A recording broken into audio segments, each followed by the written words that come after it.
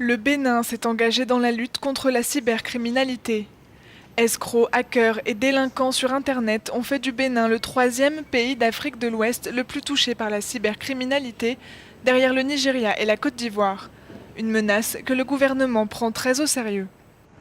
Une opération dénommée Rambo, menée avec la police républicaine, traque désormais les cybercriminels, appelés aussi les gaymans.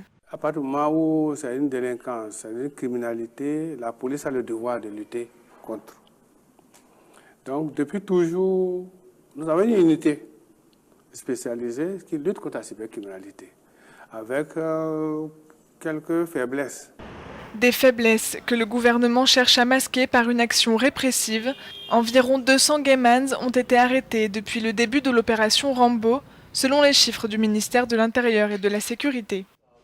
Mais pour une partie de la population béninoise, l'attention du gouvernement doit avant tout être portée sur l'éducation et sur l'emploi. Ce qu'il faut déplorer aujourd'hui, c'est d'abord la démission des gouvernements dans cette histoire de la jeunesse.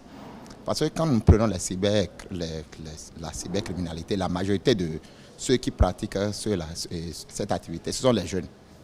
Si ces jeunes-là étaient occupés, si ces jeunes-là avaient du boulot, avaient du travail, ils ne pouvaient pas laisser leur travail pour aller perdre leur temps sur les réseaux sociaux pour dire qu'ils sont en train d'arnaquer.